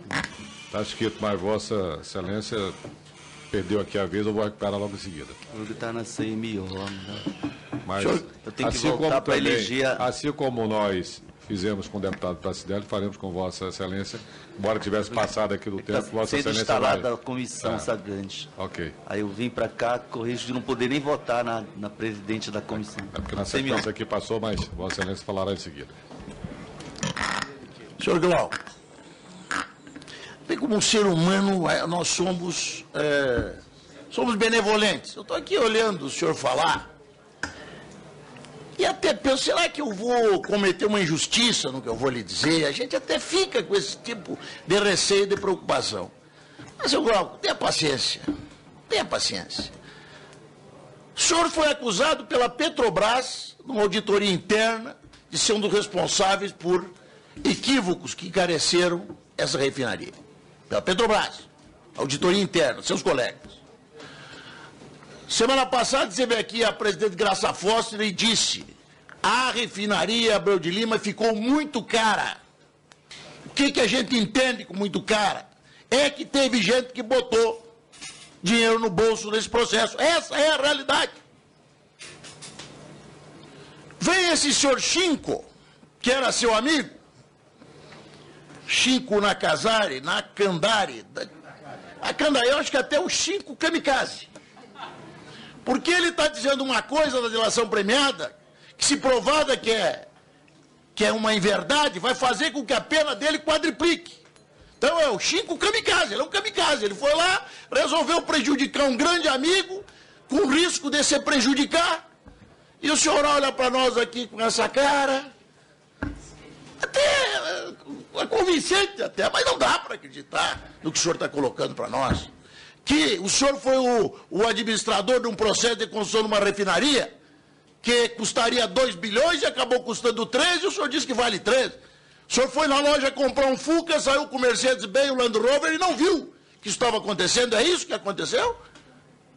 Não há como nós acreditarmos que, diante das acusações que hoje pesam em relação a Vossa Senhoria, que o senhor não tenha um envolvimento maiúsculo nesse assalto que você procedeu contra a Petrobras. Aí o senhor veio dizer que não processou o Chinco, o Chico Kamikaze, porque, vamos ver, o senhor tentou surrar ele, o senhor foi atrás dele com o revólver na cintura para tentar matar. Porque se, no caso de um cidadão dizer isso, do homem honrado, no caso do cidadão dizer do homem honrado, que era seu amigo, como o senhor está colocando, que o senhor roubou, o senhor não só tinha que ter processado, tinha que estar atrás dele. O senhor não. O senhor está pensando, avaliando, se vale a pena processar. Não há como nós nos quedarmos silentes diante do tipo de reação. É muito contraditória. São muito contraditórias as suas atitudes com a realidade, com aquilo que o senhor tenta nos passar. Não há como. Por que não processou esse Chico? Por que não foi atrás dele? Não. O Chico. Então não há. Eu acredito, sinceramente, que o seu depoimento vai fazer com que o senhor... E olha, a casa caiu, eu já disse esses dias. O Barusco vem aqui, daqui uns dias vai estar caminhando em Copacabana. Está doente, Deus é grande, vai conseguir se curar, vai tirar uns dois anos de prisão domiciliar e vai estar caminhando em Copacabana. Ele é jeitosão, cabeludão, e o senhor vai estar na cadeia. E o senhor vai estar na cadeia. Colabore agora, nesse momento. Faça com que termine bem esse processo dessa refinaria, com o senhor dizendo ao Brasil o que realmente aconteceu. Concluindo, o Brasil está precisando disso. Só vou fazer uma pergunta. O senhor já entrou alguma vez num banco no exterior? Alguma vez o senhor entrou? Eu nunca entrei num banco no exterior, nunca entrei. O senhor já entrou alguma vez? Passou na frente, olha que bonito, eu vou entrar nesse banco. Já entrou alguma vez num banco no exterior? Nunca. Nunca entrou? Não. Tá bom. Muito bem, com a palavra o deputado Carlos Andrade. Senhor presidente, muito obrigado. Quero cumprimentar a todos, ao presidente, ao relator, a todos os parlamentares aqui presentes, a imprensa. Senhor Glauco, eu estou de posse aqui no termo do depoimento número 3, um depoimento complementar, o 01, e pude observar que, assim como o senhor está fazendo aqui, como testemunha nessa oportunidade, prestou o compromisso de dizer a verdade. Só que as verdades, elas estão completamente contraditórias. Do delator, Chico Nakandakari, ele colocou a verdade, e o senhor também está colocando a sua verdade. Eu gostaria só de fazer duas perguntas. Ele, inclusive, coloca a nível de detalhes, senhor Glauco. Ele coloca a nível de detalhe que ele diz... Vou ler só um parágrafo aqui do depoimento de Chico. Na Petrobras, era muito difícil aprovar aditivo. Para que esse aditivo fosse aprovado, é que era pago o valor para Glauco. Tá? E num trecho mais abaixo ele diz que não é possível fazer uma correspondência exata entre as notas fiscais emitidas contra Galvão e os pagamentos de Glauco, pois elas representavam também pagamentos próprios, que os pagamentos eram feitos no bar do hotel Sofitel, onde se hospedava. Eu pergunto, o senhor recebeu valores em espécie do depoente Chico Nakandakari? Para responder já? Não recebi nada do senhor Chico Nakandakari. Que na primeira oportunidade que ele esteve com o senhor... Posso completar? Por favor. Veja que no primeiro depoimento ele disse que me deu R$400 mil. Eu di esse depoimento hoje, porque eu tive acesso, está na internet, acho que hoje. Ele falou R$50 mil, que na primeira vez que o encontrou no hotel, o Glauco fez R$50 mil. Não. Essa declaração dele eu li enquanto vinha do hotel para cá, hoje de manhã, porque entrou na internet, acho que hoje. E no primeiro depoimento, ele disse que me deu 400 mil. No primeiro depoimento, ele disse 400 mil. Aí ele disse que já não pode precisar quanto me deu. E disse que deu no primeiro dia 50 mil. E os outros? Só que como aqui é que ele deu? Diz, quando ele diz aqui que não pode precisar, bem aqui ele diz que não há uma correspondência entre as notas fiscais e os efetivos pagamentos. Esse trecho que eu li é especificamente isso. Né? Sim. Porque aqui ele chega a detalhar, seu Glauco, ele chega a detalhar o local, foi no bar, foi no restaurante do hotel onde eu estava hospedado, ele fala inclusive de horários. Ele chega a precisar os horários. Então, é muita criatividade. Por exemplo, após o expediente, entendeu? Então, o senhor não recebeu esses 50 mil reais que ele afirma aqui. Não recebi. Né? Porque os aditivos, ele menciona no parágrafo anterior que os aditivos eles só eram aprovados mediante o pagamento. Os aditivos que estavam na planta de Abreu e Lima, os aditivos que eles só eram apreciados e aprovados mediante efetuado o pagamento. Para concluir, deputado.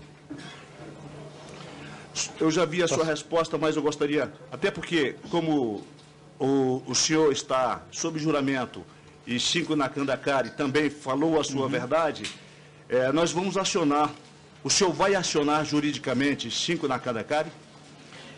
Pelas acusações, porque aqui na verdade são acusações que ele está fazendo à sua pessoa. Ele está fazendo acusações e são muito fortes, como o colega colocou agora há pouco aqui. Já vou concluir, presidente. Aí o senhor vai acioná-lo juridicamente? Então acho que tem uma pergunta anterior que o senhor fez também. Sim. A pergunta anterior foi que eu não recebi. E por que ele falou desses lugares?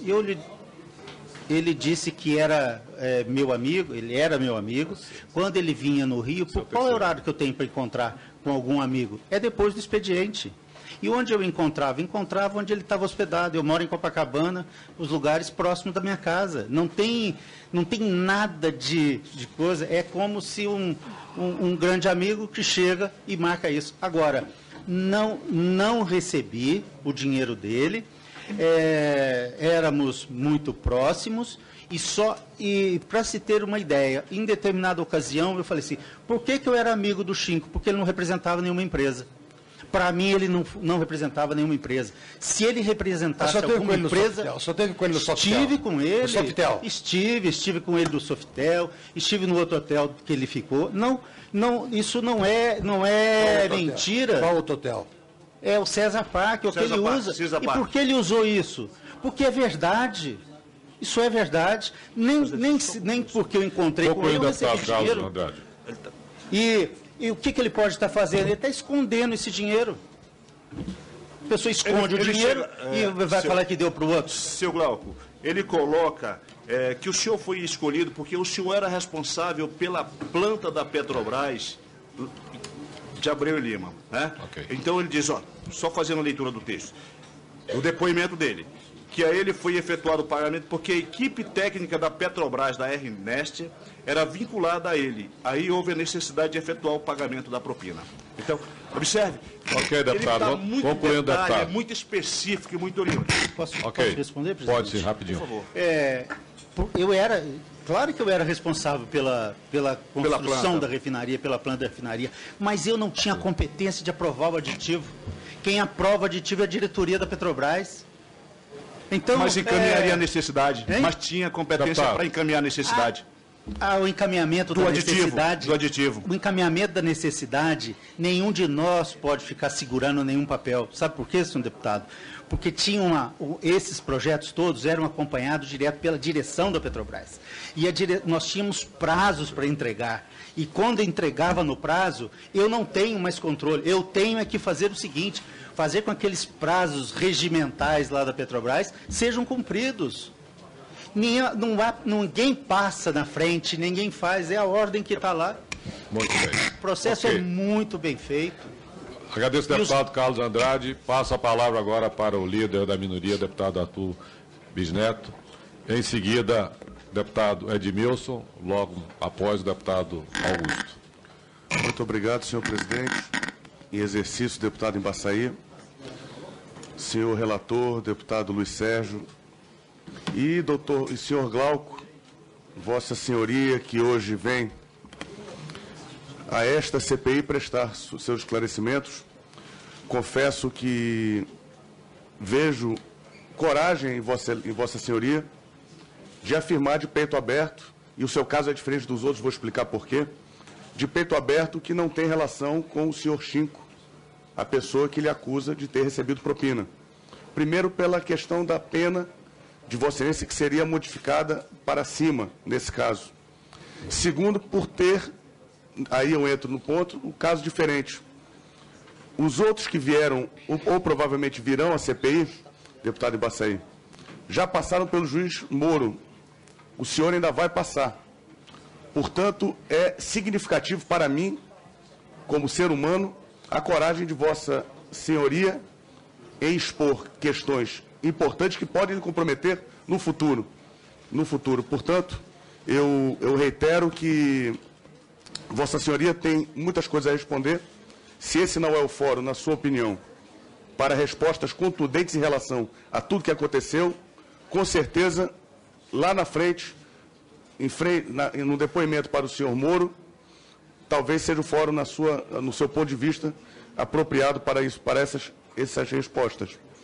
A Abreu e Lima foi criada para absorver a demanda de petróleo, principalmente na região Nordeste, como bem disse vossa senhoria. No acordo entre o Brasil e a Venezuela, aí fica clara mais uma vez a relação carnal do governo brasileiro com o governo venezuelano e a leniência e paciência que o governo brasileiro tem, relator Luiz Sérgio, com o que vem da Venezuela. E geralmente o que vem de lá não é coisa boa. 40% dos investimentos deveriam ter vindo da PDVSA. Durante 8 anos houve enrolação, embromação por parte da Venezuela e o Brasil assumiu sozinho essa responsabilidade. Portanto, se dizer em qualquer momento que não há prejuízos verdadeiros, claros, na Abreu e Lima, é brincar com a realidade de um país. Não se importa mais somente quanto se produz e vai se produzir na Abreu e Lima. O prejuízo já está na mesa. A relação dos barris, da quantidade de barris pelo valor, já está completamente fora da realidade. Portanto, a Abreu e Lima vai cumprir seu papel, porém sendo uma empresa deficitária desde o seu início. Eu fico impressionado como nesse país os grandes responsáveis conseguem fugir. Talvez vossa senhoria não, por ser um peixe pequeno nessa história toda. Aí eu vejo, à época, a ministra Dilma Rousseff, Minas de Energia, presidente do Conselho da Petrobras. Eu não sei quem lhe instruiu para o seu depoimento. Talvez a República do Não Ser instituída pelo senhor Luiz Inácio Lula da Silva. Porque é impressionante nesse Brasil como as pessoas não sabem o que fazem. Não sabem o que acontece na casa ao lado, não sabem o que acontece no quarto do filho, não sabem o que acontece no próprio gabinete. O Brasil virou a República do Não Sei. E, infelizmente, nós estamos vendo mais um depoimento de encheção de linguiça, me perdoe a palavra, porque o que nós pretendemos nessa CPI é elucidar o que aconteceu com a maior empresa brasileira. Ponto. Se vossa senhoria acha que aqui não é o fórum adequado, boa sorte, vossa excelência, no depoimento que virá, tenho certeza, para o juiz Moro. Mas a CPI não pode se furtar de ocupar seu tempo, presidente Embaçaí, com depoimentos significativos. Eu não vim aqui para ouvir questões técnicas, coisa que vossa senhoria sabe muito bem, melhor do que qualquer deputado, se juntar todos aqui, vossa senhoria sabe mais. Nós queremos saber o que aconteceu para quebrarem a Petrobras. Qual a relação e até onde sabia a presidente da República, então ministra de Minas e Energia? Onde começou os desmandos da Petrobras? O Barusco foi muito claro, roubou sozinho desde 97, passou a roubar sistematicamente a partir de 2003. Portanto, está claro o fórum a ser debatido nessa CPI. Eu gostaria, para encerrar, e vou ser bem breve, já que o tempo já está passando, daqui a pouco nós começaremos a reunião deliberativa da Câmara, de dizer que é uma pena que um projeto tão significativo para uma região importante como a região nordestina tenha caído na vala comum dos projetos superfaturados, fora do preço. Projeto que deveria custar 2 bilhões e chega a 18 bilhões de dólares, quer dizer, de 6,4 bilhões de reais para 59,2 bilhões de reais, sai e passa de qualquer normalidade. Por exemplo, temos mais 3 refinarias a serem construídas com projetos prontos. A Comperj, no Rio de Janeiro, que produz, vamos lá, Abreu e Lima, 230 mil barris dia, custando 59,2 bilhões. Aí me vem a Comperj, no Rio de Janeiro, com 330 barris dia, com custo de 69,5 bilhões. Aí me vem a Premium 1, no Maranhão, com 600 mil barris dia, a 40,1 bilhões. E a Premium 2, no Ceará, com 300 mil barris a 11 bilhões. Portanto, as variações são muito grandes. Desejo sorte a Vossa Senhoria na sua passagem por esse processo. Eu não sou a favor que pessoas inocentes sejam culpadas, mas digo a Vossa Senhoria que, se Vossa Senhoria for culpado, a sua pena será atenuada e, infelizmente, essa cariação, líder de Baçaí, presidente de Baçaí, essa cariação entre o senhor Glauco e o senhor Chinco é necessária para nós elucidarmos de uma vez por todas, quem são os culpados, quem tem culpa no cartório nesse quesito, mas eu peço a Vossa Excelência, deputado Baçaí, que traga assuntos mais relevantes, porque esse passou em branco num dia importante, dentro da investigação importante, para a elucidação de um caso importante como o da Petrobras. Muito obrigado. Agradeço, deputado Arthur Virgílio. Passa a palavra para o deputado Edmilson Lopes. Presidente Baçaí, muito obrigado. Olha, acho que a minha maior preocupação é que nós saiamos desta crise. Eu falo nós, porque é o povo brasileiro, é a Petrobras, é o futuro, mas saiamos dando, digamos, um basta a um processo de corrupção que já ninguém tem dúvida que exista. Então falta quantos? Quando aqui foi arguído o ex-presidente Gabrielli, ele em nenhum momento desconheceu que havia corrupção. Ele fez questão de, orientado certamente, também por ser advogados, a alegar que desconhecia. Chegou a falar em 240 mil processos de contratos que não tinha como acompanhar tudo, como se todos tivessem a mesma hierarquia. Eu questionei esse aspecto. A presença da doutora Graça aqui, ela se envergonha, inclusive, da corrupção mesmo, do superfaturamento, citando o caso de Abreu e Lima. Então, a fala do engenheiro Glauco me deixa muito, vou dar uma expressão comum no estado, muito agoniado, muito cuíra. Porque é como se nós estivéssemos construindo aqui uma situação, haverá um relatório, a justiça, de qualquer forma, faz o seu processo de investigação. Alguns serão punidos, porque até já declararam que são corruptos, outros que são corruptores, mas me parece que a dinâmica vai permanecer na Petrobras, porque ninguém, nas mais diversas hierarquias, do presidente, da presidente, aos gerentes, subgerentes, etc., das mais diversas diretorias e áreas, deixa de afirmar que tudo correu segundo a legalidade.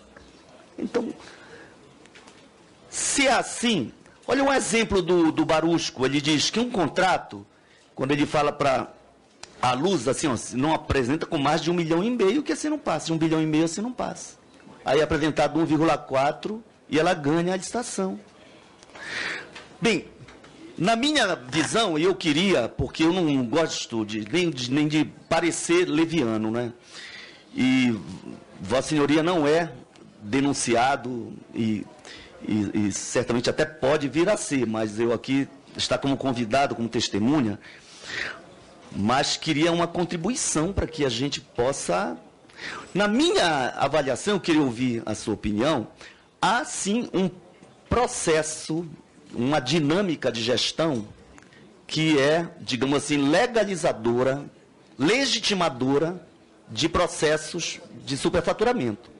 Aí eu falo, engenheiro Glauco, olhando de olho para olho, eu conheço muito prefeito que licitou uma crechezinha de 1 milhão e que se pagou 1,5 milhão vai talvez responder e pagar muito caro por isso. Eu, como arquiteto, o senhor é engenheiro de carreira da Petrobras, não é admissível dizer que é legal que um projeto seja estimado em 2 e chegue a 18 ou a 13 que seja. É inadmissível. Nós não estamos brincando de fazer política da indústria petrolífera no país. Não é admissível que eu não saiba que se eu tenho que ter um computador, eu tenho que ter tomada para instalar, que eu tenho que pensar em gerador depois. Porque essa lógica é a lógica corrupta, isso tem que ser assumido. Porque eu não posso partir de um projeto que seja, na verdade, um arremedo de projeto, que sequer me dê condição de ter balizas. Como aqui foi falado, as empresas brasileiras seriam as prioridades. É um sentimento importante, quem sabe, né? Agora, parâmetros internacionais seriam considerados. Concluindo, deputado. E sim, se cada projeto tem a sua especificidade, e é um projeto, portanto, que não se encaixa em qualquer lugar, mas há valores médios de usinas realizadas no planeta e que têm que ser considerados. Né? Então, eu acredito, eu concluo com isso, eu queria ouvir só a opinião, porque é muito difícil, aqui já foi colocado várias vezes, que alguém denuncie e para ser depois ter a sua pena agravada e tudo mais. Duas perguntas. Uma, Vossa Senhoria afirma com toda a convicção de que mesmo sendo amigo pessoal, de deixando de ir para o lar, para a família, para encontrar um engenheiro, pela amizade, que não sabia que ele era o representante da Galvão Engenharia, conforme ele e a empresa declararam, não era um engenheiro qualquer, não era um amiguinho qualquer. Ele efetivamente cumpria um papel de representação da empresa, tinha interesses em faturar, em ter mais lucros nos contratos. Então, por que reunir um gerente de uma estatal? Né? Por fim, opinião sobre o decreto 2745. Se isso não tem que mudar, para que a culpa não seja do engenheiro, tem que ser de alguém. Então, se um processo licitatório simplificado permite que a cada sopro de vontade se agregue mais e mais e mais elementos num projeto a serem executados, tudo é possível. Aí vai se colocar um prefeito da cidade mais pobre do Marajó na cadeia e qualquer gerente, engenheiro, presidente de estatal vai poder multiplicar por 2.000 e vai alegar legalidade. Por quê? Porque o preço que uma equipe técnica previu variou 20 para cima ou 15 para baixo no máximo. Mas são quantas vezes 20 para cima e quase sempre para cima? Em quantos aditivos? Aí, a meu ver, isso não tem explicação. Eu queria ouvir a sua opinião. Muito obrigado.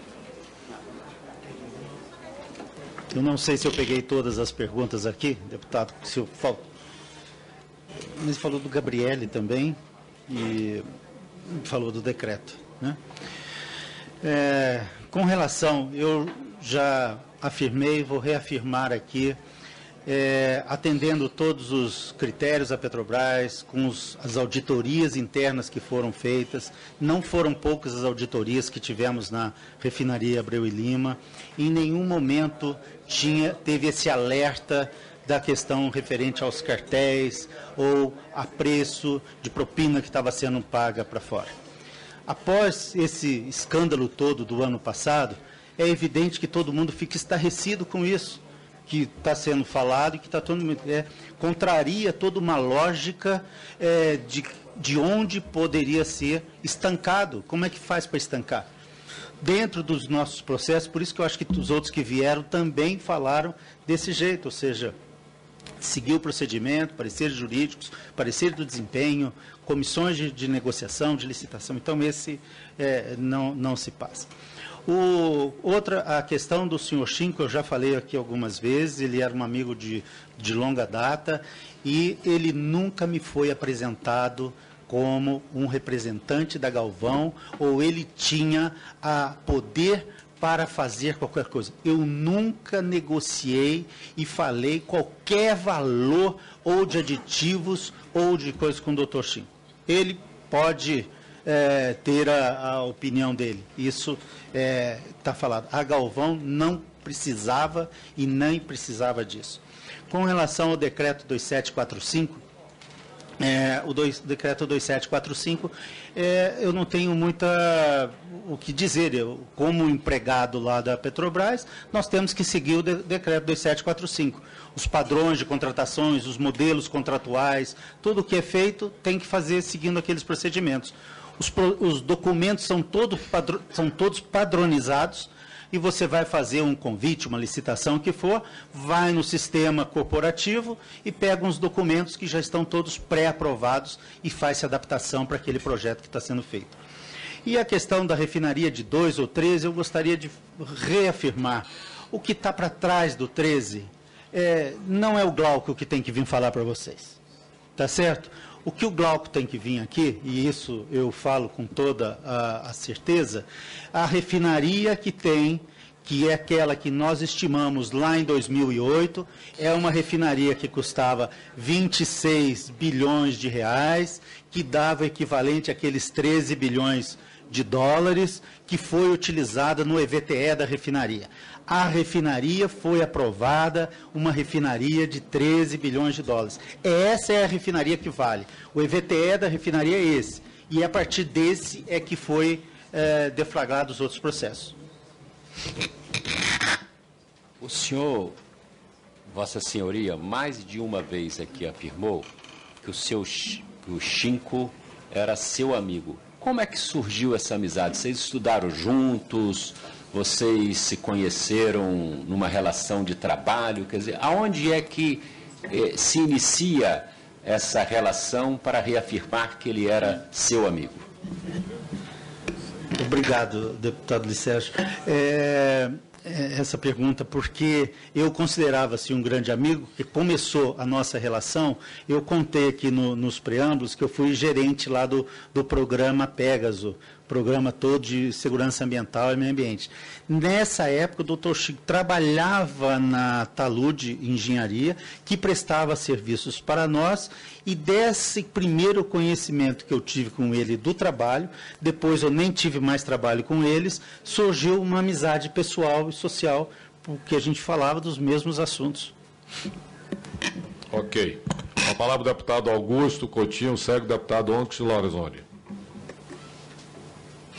Senhor presidente, eu queria só inicialmente fazer aqui alguns comentários que foram feitos aqui por alguns colegas antes que me antecederam. Primeiro, reiterar que eu acho que é importante que essa CPI vote logo a convocação do senhor Fernando Soares, do Fernando Baiano, inclusive para dirimir qualquer dúvida aqui perante se representantes de partidos políticos vão ser ou não convocados. E eu acho que o Fernando Soares é importante que venha aqui. Como também lembrar que é importante e é fundamental que seja marcado logo a vinda do senhor Vacari. É importante que o senhor Vacari venha logo aqui.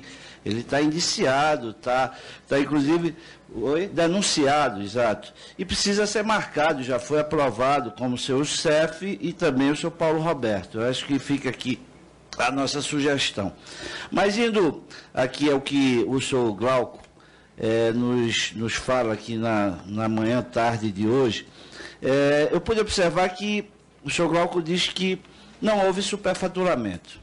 Não houve superfaturamento, ninguém identificou nenhum tipo de irregularidade, nem em auditoria interna da Petrobras, como também do TCU. Isso não corresponde. O TCU, inclusive, interviu pedindo para que fosse suspensa a obra e paralisada a obra quando houve uma intervenção do presidente Lula, junto com a então ministra Dilma, para que, junto aqui ao Congresso Nacional, fosse flexibilizada a continuidade da obra. E que esses aditivos eram aprovados e orçados pela própria Petrobras, ou seja, a Petrobras era conivente com todos os aditivos. Os valores que eram contratados, eles vinham dentro de um orçamento feito pela Petrobras, que não era feito por ele. Ou seja, a Petrobras era conivente com os valores apresentados. O que é um fato é que as empresas elas, inclusive, por acordo de leniência, algumas delas, por denúncia de seus executivos, elas distribuíam dinheiros a agentes públicos. E elas não faziam distribuição de lucros, elas davam dinheiro de propina. E é óbvio que esse dinheiro ele estava incluído no orçamento. A empresa não ia tirar do seu lucro para dar propina a quem quer que seja, inclusive a agentes políticos que era angariado para partidos políticos da base do governo, como foi amplamente denunciado aqui. Então, é claro que, então, também há envolvimento da própria Petrobras, ou seja, na formação e quem faziam os orçamentos da Petrobras, ou seja, de inflar esses orçamentos e fazer com que as empresas, inclusive, não precisassem sequer fazer um superfaturamento, porque já vinha pronto no pré-orçamento da empresa esse superfaturamento, segundo aqui é dito pelo senhor Glauco, que não existiu em momento algum nenhum tipo de variação de preço que era acima do que a Petrobras aceitaria. E é óbvio que esse superfaturamento vinha sim nos preços contratados pelas empresas que distribuíam a propina junto com esses agentes políticos. E aí, eu queria fazer a seu Glauco, a Vossa Senhoria, uma pergunta. O senhor já recebeu o senhor Chico na Reneste, na própria refinaria?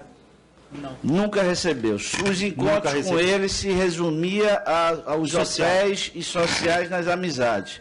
E dentro desses encontros de amizade, agora, senhor Glauco, com toda franqueza, fica difícil para mim acreditar quando o senhor diz que fala aqui de que ele era seu amigo, uma pessoa que o senhor tinha como amigo, mas o senhor aqui não disse que foi traído por esse amigo. Porque, de fato, um amigo que tem da sua relação pessoal, que convive com o senhor, e diz que o senhor é ladrão, e o senhor diz que não foi traído por ele, é difícil a gente aqui acreditar que o senhor realmente não está indignado, porque se assim o fizessem comigo, eu estaria indignado e ele ia responder aí comigo de uma forma muito, muito severa, porque ele acusou o senhor de ladrão, ou seja, e o senhor aqui está dizendo que ele pegou o dinheiro para ele e acusou do senhor estar participando disso. Para concluir, deputado. Para concluir, senhor presidente, então essas as nossas colocações, e aí apenas uma constatação, e que eu acho que a gente precisa aí avaliar essa CPI mais em cima, ou seja, aí fica caracterizado aqui, que setores acima, que faz os orçamentos da Petrobras, também estão nesse conluio e nessa roubalheira toda, porque todos os orçamentos eram aprovados e eram exatamente no que a Petrobras aceitava nos preços praticados pelas empresas que se juntavam e aumentavam o preço para poder dividir a propina. Era só isso. Muito bem. Com a palavra do Poete. Bem, deputado Augusto, eu estou indignado, sim, estou muito indignado. E a minha vontade era fazer igual o deputado Carlos Maron fez aqui, né? Talvez se eu não fosse mineiro, talvez eu já teria feito isso com muito mais veemência. E essa é a minha vontade, sim. Com relação ao que o senhor falou do TCU, cabe aqui destacar que desde 2008 o TCU tem, sim, discutido conosco e analisado todos esses contratos da Reneste. Desde 2008, todos os contratos foram auditados pelo TCU e desde 2008 nós estamos aprofundando o relacionamento da Petrobras com o TCU para fazer com que o TCU tenha o entendimento sobre como a Petrobras faz os orçamentos, para como ele fiscaliza a Petrobras dentro desses orçamentos. Então, isso é um trabalho grande, já evoluímos muito, tanto é que 2008, naquela etapa que se dizia que tinha um sobrepreço da ordem de 148 milhões, com o entendimento do TCU sobre esses esclarecimentos adicionais que foram feitos, esse valor que era no contrato da terraplanagem baixou para 19 milhões, que ainda continuam em discussão. Então, veja bem, não foi nada de concessão, foi o seguinte, olha, o entendimento é esse. Então, aqui que você achou que tinha sobrepreço, não é. Porque nós não sabíamos conversar adequadamente com o TCU. Até 2008, a relação da Petrobras com o TCU era muito de confronto. Teve lá, um dos pontos era negar informação para o TCU.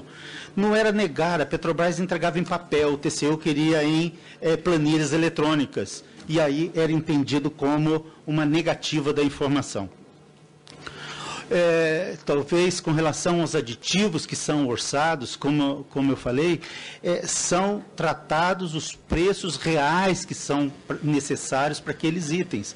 Então, com isso, os aditivos que serão aprovados e tudo mais, não era de conhecimento da empresa, porque quem faz o projeto é a Petrobras e ela que tem que dar aquela resposta para isso. Com relação ao seu Chinco, que era amigo, não sei o quê, eu respondi ainda há pouco que aquele que pode dar uma facada nas costas é aquela pessoa que pode lhe abraçar. Então, é esse o sentimento que eu tenho dele, sim, porque eu não o tratei como empreiteiro, nem ele como nenhum representante formal de qualquer empresa. Tá certo? Essa é a minha visão que eu tenho dele. E vamos tomar as medidas cabíveis que vão ser necessárias para frente. Bem, com a palavra o deputado Onyx Lorenzoni, segue o deputado Ivan Valente. Presidente, senhores, colegas, eu fico aqui olhando e eu fico pensando se esse cidadão nos toma por incapazes mentais. Só pode ser isso. Ele vem de um núcleo, primeiro é ter